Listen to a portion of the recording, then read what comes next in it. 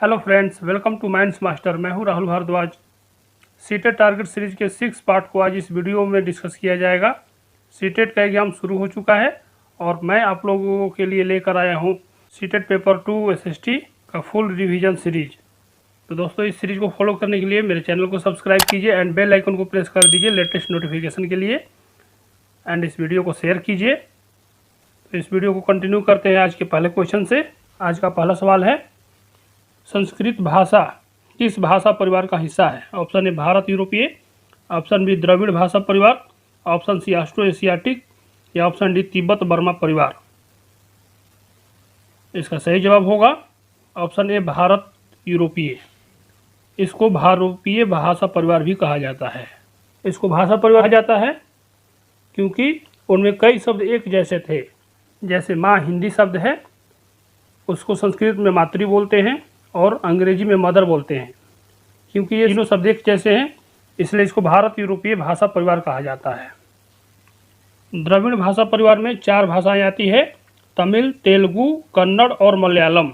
ये द्रविड़ भाषा परिवार की भाषा है। ऑस्ट्रो एशियाटिक में झारखंड और मध्य भारत के कई हिस्सों में बोली जाने वाली भाषाएं शामिल है, और तिब्बत बर्मा परिवार में पूर्वोत्तर प्रदेशों में बोली जाने वाली भाषाएं होती हैं। इसका सही जवाब होगा ऑप्शन ए भारत यूरोपीय। अगला सवाल है, ऋग्वेद के एक सूक्त में ऋषि विश्वामित्र और किन 2 नदियों के बीच संवाद का उल्लेख है? ऑप्शन ए व्यास और सतलुज, ऑप्शन बी सिंधु और सतलुज, ऑप्शन सी व्यास और सरस्वती, ऑप्शन डी व्यास और सिंधु। चूंकि ऋग्वेद के कुछ सूक्त वार्तालाप रूप में थे, तो आपको बताना है कि ऋषि विश्वामित्र और किन 2 रिवर्स के बीच कन्वर्सेशन का उल्लेख है। तो आपको रिवर्स का नाम बताना है। इसका सही जवाब होगा ऑप्शन ए व्यास और सतलुज। ऋग्वेद के एक सूक्त में ऋषि विश्वामित्र और व्यास और सतलुज रिवर्स के बीच संवाद का उल्लेख है। अगला सवाल है, ऋग्वेद के एक सूक्त में व्यास और सतलुज नदियों की तुलना किन 2 जानवरों से की गई है? ऑप्शन ए शेर और घोड़ा, ऑप्शन बी गाय और घोड़ा, ऑप्शन सी गाय और बकरी, ऑप्शन डी बाघ और हाथी। आपको बताना है ऋषि विश्वामित्र और 2 नदियों के बीच कन्वर्सेशन था, तो 2 नदियों की तुलना किन जानवरों से की गई है? इसका सही जवाब होगा ऑप्शन बी गाय और घोड़ा। नदियों की तुलना गाय और घोड़ा से की गई है। अगला सवाल है, ऋग्वेद में गंगा और यमुना नदी का उल्लेख कितनी बार हुआ है? ऑप्शन ए 1 बार, ऑप्शन बी 2 बार, ऑप्शन सी 3 बार या ऑप्शन डी 1 भी बार नहीं। दोस्तों, इसका सही जवाब होगा ऑप्शन ए 1 बार। ऋग्वेद में गंगा और यमुना नदी का उल्लेख केवल 1 बार हुआ है। अगला सवाल है, ऋग्वेद में गंगा को नदियों में सबसे पवित्र माना गया है। कथन 2 है, ऋग्वेद में मवेशियों, बच्चों, खासकर पुत्रों और घोड़ों की प्राप्ति के लिए अनेक प्रार्थनाएं हैं। उपरोक्त में से कौन सा कथन सही है? तो दोस्तों, कथन की जांच करते हैं। क्या है? ऋग्वेद में गंगा को नदियों में सबसे पवित्र माना गया है, ये कथन गलत है। क्योंकि ऋग्वेद में सरस्वती नदी को सबसे पवित्र माना गया है, इसलिए कथन एक गलत है। ऋग्वेद में मवेशियों, बच्चों, खासकर पुत्रों और घोड़ों की प्राप्ति के लिए अनेक प्रार्थनाएं हैं, ये बिल्कुल सही कथन है। तो दोस्तों, इसका सही जवाब होगा ऑप्शन बी, केवल कथन 2 सही है। अगला सवाल है, ऋग्वेद की भाषा कौन सी भाषा कहलाती है? ऑप्शन ए प्राक Sanskrit, option B Vedic Sanskrit, option C वैदिक साहित्य या ऑप्शन डी ए और बी दोनों। दोस्तों, इसका सही जवाब होगा ऑप्शन डी ए और बी दोनों। ऋग्वेद की भाषा प्राक संस्कृत कहलाती है या वैदिक संस्कृत कहलाती है। इसका सही जवाब होगा ऑप्शन डी ए और बी दोनों। अगला सवाल है, विष और जन का उल्लेख किस वेद में मिलता है? Option A Rigveda, option B Yajurveda, option C Samaveda या ऑप्शन डी अथर्ववेद। दोस्तों, इसका सही जवाब होगा ऑप्शन ए ऋग्वेद। विष जिससे वैश्य शब्द निकला है और जन का मतलब है जनता। विष और जन का उल्लेख ऋग्वेद में मिलता है। अगला सवाल है, महापाषाणी कब्रें बनाने की प्रथा लगभग कितने साल पहले शुरू हुई? ऑप्शन ए 3500 साल पहले, ऑप्शन बी 3000 साल पहले, ऑप्शन सी 2500 साल पहले या ऑप्शन डी 2000 साल पहले। दोस्तों, इसका सही जवाब होगा ऑप्शन बी 3000 साल पहले। महापाषाणी कब्रें बनाने की प्रथा लगभग 3000 साल पहले शुरू हुई। यह प्रथा दक्कन, दक्षिण भारत, उत्तर पूर्वी भारत और कश्मीर में प्रचलित थी। अगला सवाल है, किस पाषाण काल में मृतकों को खास किस्म के मिट्टी के बर्तनों के साथ दफनाया जाता था, जिन्हें काले लाल मिट्टी के बर्तन यानी ब्लैक एंड रेड वेयर के नाम से जाना जाता है। आपको बताना है कि कब्र में काले लाल मिट्टी के बर्तन यानी ब्लैक एंड रेड वेयर का उपयोग किस पाषाण काल में मृतकों के साथ दफनाया जाता था। ऑप्शन ए पूरा पाषाण काल, ऑप्शन बी मध्य पाषाण काल, ऑप्शन सी नव पाषाण काल या ऑप्शन डी महापाषाण काल। तो दोस्तों इसका सही जवाब होगा ऑप्शन डी महापाषाण काल। महापाषाण काल की कब्र में मृतकों के साथ काले लाल मिट्टी के बर्तन यानी ब्लैक एंड रेड वेयर को दफनाया जाता था। अगला सवाल है, किस महापाषाणिक पुरास्थल से एक व्यक्ति की कब्र से 33 सोने के मनके और शंख पाए गए हैं। Option A Brahmagiri, option B Adichanallur, option C Payyampalli या ऑप्शन डी भीमबेटका। दोस्तों इसका सही जवाब होगा ऑप्शन ए ब्रह्मगिरी। ब्रह्मगिरी एक महापाषाणिक पुरास्थल है। इस पुरास्थल के एक व्यक्ति की कब्र से 33 सोने के मनके और शंख पाए गए हैं। वहाँ दूसरे कंकालों की कब्रें भी मिली थी जहाँ कुछ ही मिट्टी के बर्तन ही पाए गए हैं। दोस्तों यह क्यों हुआ होगा? क्योंकि यह दफनाए गए लोगों की सामाजिक स्थिति में भिन्नता को दर्शाता है। वहाँ पे कुछ लोग अमीर थे तो कुछ लोग गरीब, कुछ लोग सरदार थे तो कुछ लोग दूसरी जाति के। अगला सवाल है, किस तारीख को पूरी पृथ्वी पर दिन और रात बराबर होता है? ऑप्शन ए 21 मार्च 23 सितंबर, ऑप्शन बी 23 मार्च एवं 21 सितंबर, ऑप्शन सी 21 जून एवं 22 दिसंबर, ऑप्शन डी है 22 जून एवं 21 दिसंबर। दोस्तों इसका सही जवाब होगा ऑप्शन ए 21 मार्च एवं 23 सितंबर। 21 मार्च और 23 सितंबर को सूर्य की किरणें विषुवत वृत्त पर सीधी पड़ती है। इस अवस्था में कोई भी ध्रुव सूर्य की ओर झुका नहीं होता है, इसलिए पूरी पृथ्वी पर दिन एवं रात बराबर होते हैं। दोस्तों इसका सही जवाब होगा ऑप्शन ए 21 मार्च एवं 23 सितंबर। अगला सवाल है, 21 जून को सबसे लंबा दिन तथा सबसे छोटी रात होती है। पृथ्वी की इस अवस्था को क्या कहा जाता है? ऑप्शन ए उत्तरी अयनांत, ऑप्शन बी दक्षिणी अयनांत, ऑप्शन सी विषुव या ऑप्शन डी बी और सी दोनों। दोस्तों इसका सही जवाब होगा उत्तरी अयनांत। चूँकि 21 जून को उत्तरी गोलार्ध सूर्य की तरफ झुका होता है और सूर्य की किरणें कर्क रेखा पर सीधी पड़ती है, इसके परिणाम स्वरूप इन क्षेत्रों में सबसे अधिक ऊष्मा प्राप्त होती है। पृथ्वी की इस अवस्था को उत्तर अयनांत कहा जाता है। इस दिन 21 जून को इन क्षेत्रों में सबसे लंबा दिन तथा सबसे छोटी रात होती है। अगला सवाल है, किस देश में क्रिसमस का पर्व ग्रीष्म ऋतु में मनाया जाता है? Option A England, option B Australia, option C New Zealand या ऑप्शन डी अमेरिका। इसका सही जवाब होगा ऑप्शन बी ऑस्ट्रेलिया। क्रिसमस का पर्व ऑस्ट्रेलिया में ग्रीष्म ऋतु में मनाया जाता है। क्रिसमस का पर्व हमारे यहाँ 25 दिसंबर को होता है और ऑस्ट्रेलिया में यह ग्रीष्म ऋतु में मनाया जाता है। यह क्यों होता है, यह इस टॉपिक के लेक्चर वीडियो में मैं आपको समझाऊंगा, क्योंकि यह रिवीजन सीरीज है, इसलिए इसमें सिर्फ क्वेश्चन आंसर करते चलेंगे। अगला सवाल है, कुछ विशेष जानकारी जैसे सड़क, वर्षा, वन तथा उद्योग आदि के वितरण को दर्शाने वाले मानचित्र को क्या कहा जाता है? कुछ विशेष जानकारी जैसे सड़क, वर्षा, वन तथा उद्योग आदि के वितरण दर्शाने वाले मानचित्र को क्या कहा जाता है? ऑप्शन ए भौतिक मानचित्र, ऑप्शन बी उच्चावच मानचित्र, ऑप्शन सी थीमेटिक मानचित्र या ऑप्शन डी राजनीतिक मानचित्र। विशेष जानकारी जैसे सड़क, वर्षा, वन तथा उद्योग आदि के वितरण को दर्शाने वाले मानचित्र को थीमेटिक मानचित्र कहा जाता है। Option C. अगला सवाल है, निम्न कथनों पर विचार करें। पूरी पृथ्वी का अध्ययन करने के लिए ग्लोब काफ़ी उपयोगी साबित होता है। कथन 2 है, पृथ्वी का केवल एक भाग जैसे अपने देश, राज्य, शहरों तथा गांवों का अध्ययन करने के लिए मानचित्र का उपयोग किया जाता है। इसका ऑप्शन ए है केवल कथन 1 सही है 2 गलत है, ऑप्शन बी है केवल कथन 2 सही 1 गलत है, ऑप्शन सी ये दोनों कथन सही है या ऑप्शन डी दोनों कथन गलत है। दोस्तों कथन 1 है, पूरी पृथ्वी का अध्ययन करने के लिए ग्लोब काफ़ी उपयोगी साबित होता है, यह कथन बिल्कुल सही है। पृथ्वी का केवल एक भाग जैसे अपने देश, राज्य, शहरों तथा गाँवों का अध्ययन करने के लिए मानचित्र का उपयोग किया जाता है, यह कथन भी बिल्कुल सही है। दोस्तों इसका सही जवाब होगा ऑप्शन सी, दोनों कथन सही है। अगला सवाल है, निम्न में से कौन मानचित्र के 3 घटकों में शामिल नहीं है? ऑप्शन ए दूरी, ऑप्शन बी दिशा, ऑप्शन सी प्रतीक, ऑप्शन डी आकार। मानचित्र के 3 घटक होते हैं, आपको बताना है उन घटकों में कौन शामिल नहीं है। दोस्तों इसका सही जवाब होगा ऑप्शन डी आकार। मानचित्र के घटक में दूरी भी शामिल है, दिशा भी शामिल है और प्रतीक भी शामिल होता है। यह तीनों मानचित्र के घटक होते हैं। इसका सही आंसर होगा आकार, क्योंकि आकार मानचित्र के घटकों में शामिल नहीं होता है। अगला सवाल है, स्थल पर वास्तविक दूरी तथा मानचित्र पर दिखाई गई दूरी के बीच के अनुपात को क्या कहा जाता है?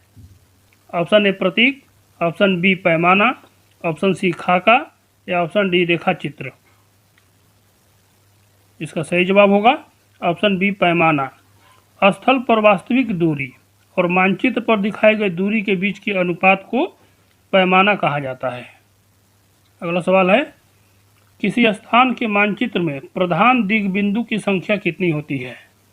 Option A 1, option B 2, option C 3 या ऑप्शन डी 4। दोस्तों इसका सही जवाब होगा ऑप्शन डी 4। प्रधान दिग्बिंदु की संख्या 4 होती है। किसी मानचित्र के 4 प्रमुख दिशाओं को प्रधान दिग्बिंदु कहा जाता है। ये नॉर्थ है, ये साउथ है, ये ईस्ट है और ये वेस्ट है। इसी को प्रधान दिग्बिंदु कहा जाता है। अगला सवाल है, एक मानचित्र में प्रतीक के रूप में उपयोग किए गए विभिन्न रंगों के बारे में निम्न में कौन सा कथन गलत है? ऑप्शन ए, नीला रंग का इस्तेमाल जलाशयों को दर्शाने के लिए किया जाता है। ऑप्शन बी है, काला रंग का इस्तेमाल पर्वतों को दर्शाने के लिए किया जाता है। ऑप्शन सी है, पीला रंग का इस्तेमाल पठारों को दर्शाने के लिए किया जाता है। या ऑप्शन डी, हरा रंग का इस्तेमाल मैदानों को दर्शाने के लिए किया जाता है। दोस्तों इसका सही जवाब बताना है। नीला रंग का इस्तेमाल जलाशयों को दर्शाने के लिए किया जाता है, यह सही है। काला रंग का इस्तेमाल पर्वतों को दर्शाने के लिए किया जाता है, यह गलत है, क्योंकि पर्वतों को दर्शाने के लिए ब्राउन रंग का उपयोग होता है, भूरा रंग। पीला रंग का इस्तेमाल पठारों को दर्शाने के लिए किया जाता है, ये सही है। हरा रंग का इस्तेमाल मैदानों को दर्शाने के लिए किया जाता है, ये भी सही है। इसका आंसर होगा ऑप्शन बी, भूरा रंग का इस्तेमाल पर्वतों को दर्शाने के लिए किया जाता है। अगला सवाल है, पैमाना आवश्यक है, तो बताना है पैमाना किसके लिए आवश्यक है। ऑप्शन ए मानचित्र के लिए, ऑप्शन बी रेखा चित्र के लिए, ऑप्शन सी प्रतीकों के लिए या ऑप्शन डी खाका के लिए। दोस्तों इसका सही जवाब होगा ऑप्शन ए मानचित्र के लिए। पैमाना स्थल पर वास्तविक दूरी तथा मानचित्र पर दिखाई गई दूरी के बीच का अनुपात होता है, इसलिए पैमाना मानचित्र के लिए अति आवश्यक होता है।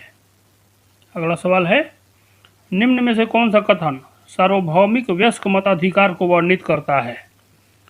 ऑप्शन ए है, यह समानता के विचार पर आधारित है। ऑप्शन बी है, भारत के सभी वयस्कों को मत देने का अधिकार है। ऑप्शन सी है, यह एक लोकतांत्रिक अधिकार है। या ऑप्शन डी, इनमें से सभी। दोस्तों इसका सही जवाब होगा ऑप्शन डी, इनमें से सभी। सार्वभौमिक वयस्क मताधिकार यह समानता के विचार पर आधारित है, भारत के सभी वयस्कों को मत देने का अधिकार है, यह लोकतांत्रिक अधिकार है। इसका आंसर हो जाएगा ऑप्शन डी, इनमें से सभी। अगला सवाल है, जूठन किसकी आत्मकथा है? Option A Om Prakash Valmiki, option B Sumitra Nandan Pant, option C Ramdhari Singh Dinkar या ऑप्शन डी भीमराव अंबेडकर। इसका सही जवाब होगा ऑप्शन ए ओम प्रकाश वाल्मीकि। जूठन ओम प्रकाश वाल्मीकि की आत्मकथा है। ओम प्रकाश वाल्मीकि एक प्रसिद्ध दलित लेखक थे। जूठन इन्हीं की आत्मकथा है।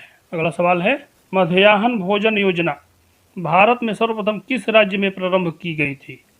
Option A Kerala, option B Karnataka, option C Tamil Nadu, option D Telangana. इसका सही जवाब होगा ऑप्शन सी तमिलनाडु। मध्याह्न भोजन योजना भारत में सर्वप्रथम तमिलनाडु राज्य में शुरू की गई थी।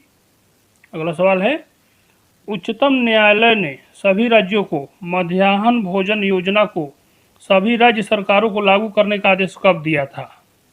Option A 2000, option B 2001, option C 2002 या ऑप्शन डी 2004 में। दोस्तों इसका सही जवाब होगा ऑप्शन बी 2001 में। उच्चतम न्यायालय ने सभी राज्य सरकारों को मध्याह्न भोजन योजना को लागू करने का आदेश 2001 में दिया था। अगला सवाल है, निम्न कथनों पर विचार करें। कथन 1 है, मध्याह्न भोजन योजना से जातिगत पूर्वाग्रहों को कम करने में सहायता मिली है। कथन 2 है, इस योजना से बच्चों के स्कूल की उपस्थिति में पहले की अपेक्षा सुधार हुआ है। ऑप्शन ए है केवल कथन 1 सही है 2 गलत है। ऑप्शन बी है केवल कथन 2 सही है 1 गलत है। ऑप्शन सी दोनों कथन सही है या ऑप्शन डी दोनों कथन गलत है। कथन 1 को देखते हैं, मध्याह्न भोजन योजना से जातिगत पूर्वाग्रहों को कम करने में सहायता मिली है। यह कथन बिल्कुल सही है, क्योंकि स्कूल में निम्न व उच्च जाति के बच्चे एक साथ भोजन करते हैं और कुछ स्थानों पर तो भोजन पकाने के लिए दलित महिलाओं को काम पर रखा गया है। तो इससे यह निष्कर्ष निकलता है कि इस योजना से जातिगत पूर्वाग्रहों को कम करने में सहायता मिली है। कथन 2 है, इस योजना से बच्चों के स्कूल की उपस्थिति में पहले की अपेक्षा सुधार हुआ है। यह भी कथन सही है, क्योंकि पहले बच्चे खाना खाने स्कूल से घर जाते थे और फिर वापस स्कूल लौट के नहीं आते थे, परंतु अब जब से यह स्कूल में मध्याह्न भोजन मिलने लगा है उनकी उपस्थिति में सुधार आया है। तो इसका सही जवाब होगा ऑप्शन सी दोनों कथन सही है। अगला सवाल है, अमेरिका में नागरिक अधिकार अधिनियम यानी सिविल राइट मूवमेंट कब लागू हुआ था। Option A 1955, option B 1960, option C 1964 या ऑप्शन डी 1970। दोस्तों इसका सही जवाब होगा ऑप्शन सी 1964। अमेरिका में नागरिक अधिकार अधिनियम यानी सिविल राइट मूवमेंट 1964 में लागू हुआ था।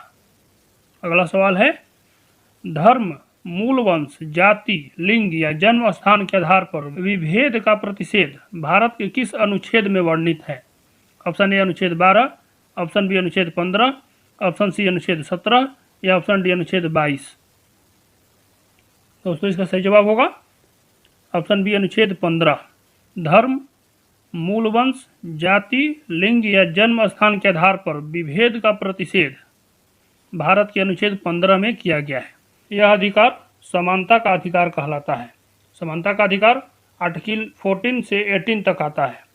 इसका फुल डिस्कशन करेंगे अपने लेक्चर वीडियो में। अगला सवाल है, भारत सरकार ने विकलांगता अधिनियम कब स्वीकृत किया था। Option A 1990, option B 1992, option C 1995 या ऑप्शन डी 1998।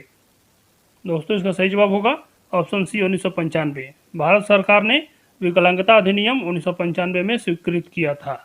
अगला सवाल है, लोकतंत्र का आधार स्तंभ किसे कहा जाता है। ऑप्शन ए संसद, ऑप्शन बी न्यायालय, ऑप्शन सी जनता या ऑप्शन डी राजनीतिक पार्टियां।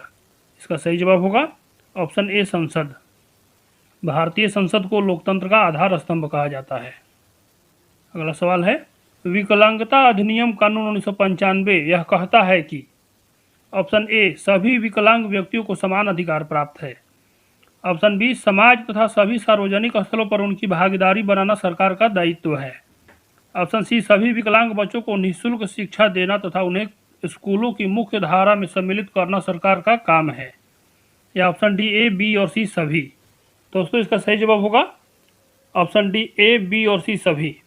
विकलांगता अधिनियम कानून 1995 यह कहता है कि सभी विकलांग व्यक्तियों को समान अधिकार प्राप्त है। समाज तथा सभी सार्वजनिक स्थलों पर उनकी भागीदारी बनाना सरकार का दायित्व है। सभी विकलांग बच्चों को निःशुल्क शिक्षा देना तथा उन्हें स्कूलों की मुख्य धारा में सम्मिलित करना यह भी सरकार का काम है। दोस्तों इसका सही आंसर होगा ऑप्शन डी ए, बी, सी और सभी।